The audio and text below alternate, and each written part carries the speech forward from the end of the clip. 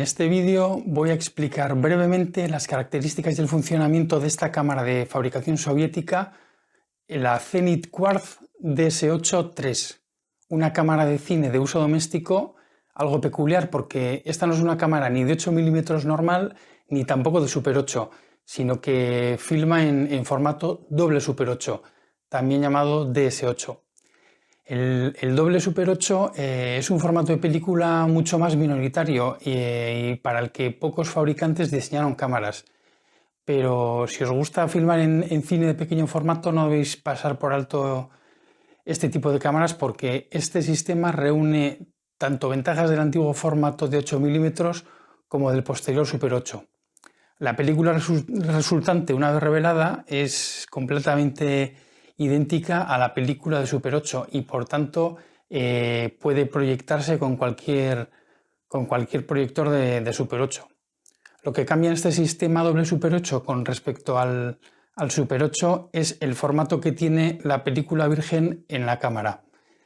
Es por esto que las cámaras sean diferentes y no compatibles, pero la película final compatible con los proyectores de Super 8. Haré un breve vídeo explicando el formato DS8 a fondo y sus diferencias con el 8 normal y con el Super 8, pero bueno, aquí en este vídeo vamos a centrarnos en comentar esta cámara, este modelo en concreto. Como he dicho antes, es fabricación soviética por la empresa Zenit, que estuvo fabricando otros modelos de cámaras domésticas de cine y que mucha gente es posible que la conozca mejor, esta empresa, por sus cámaras de fotos y por sus lentes. La Quartz DS8 III es la evolución de la DS8M, que es un poco más antigua.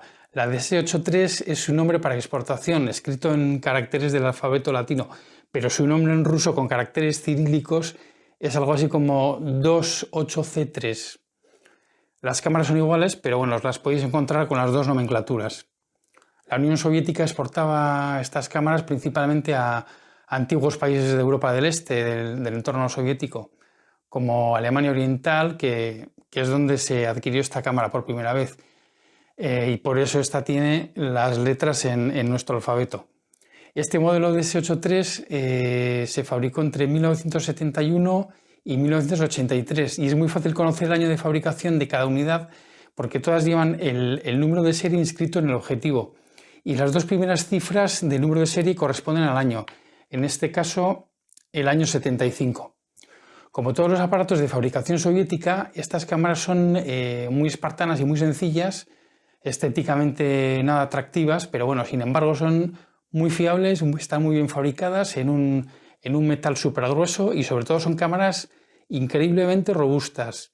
Tanto es así que hay gente que asegura que esta cámara se les ha caído al suelo y no han tenido ni un solo rasguño. Y la verdad es que es una cámara muy pesada para su tamaño, pesa 1,6 kilos.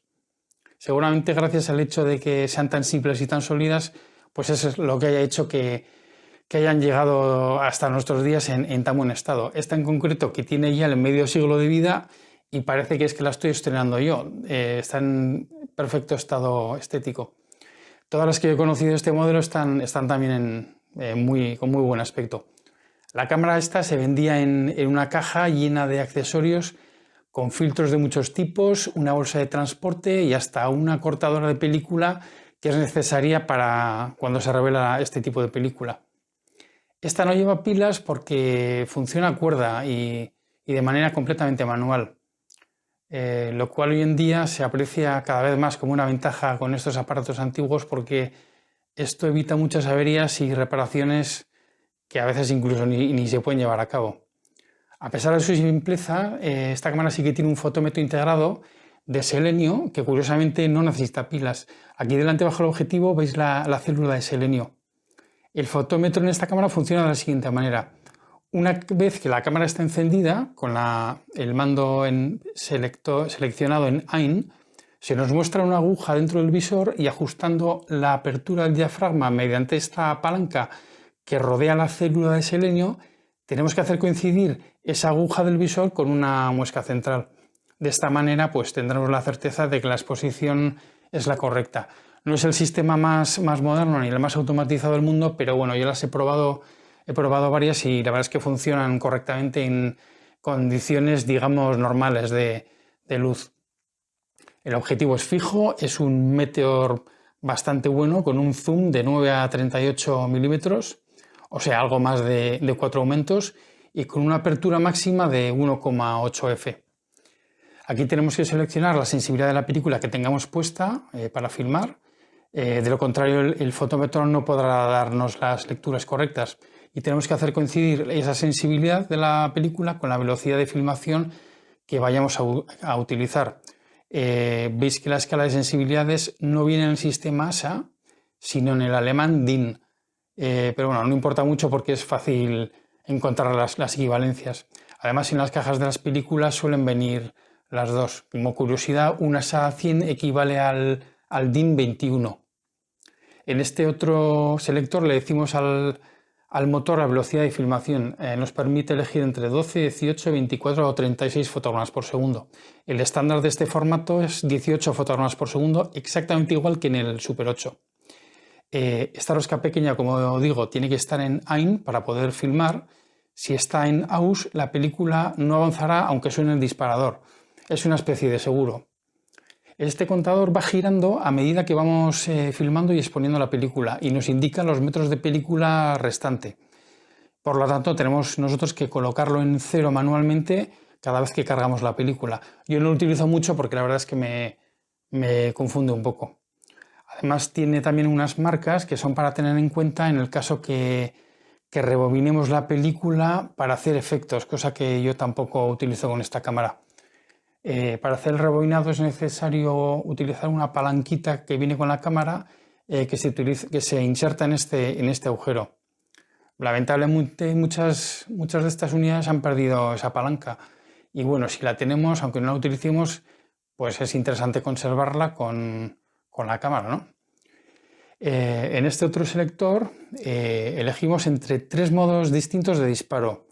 N para el funcionamiento normal, es decir, que la cámara filma mientras mantenemos pulsado el disparador. La D, que creo que mantiene la cámara disparando en continuo, por ejemplo, para filmarnos a nosotros mismos a cierta distancia. Y el 1 es para disparar fotograma a fotograma. Y aquí, por supuesto, tenemos la cuerda de la cámara. En este modelo es un poco más dura que en otras cámaras. El visor es reflex y permite el ajuste de dioptrías. Indistintamente podemos utilizar la cámara con o sin la empuñadura que se enrosca aquí. Si la tenemos puesta, pues el disparador es este aquí, tipo gatillo.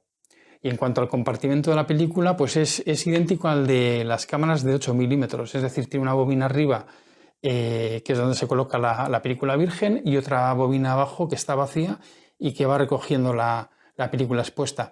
Al terminar el primer lado, damos la vuelta a las bobinas intercambiándolas de posición y filmamos la segunda mitad de la película. Hay que tener cuidado porque, como veis, la tapa del compartimento queda suelta, no queda unida al cuerpo con una bisagra como es habitual, ¿no? Y bueno, este es el funcionamiento así muy rápido de esta Zenith Quartz modelo DS83.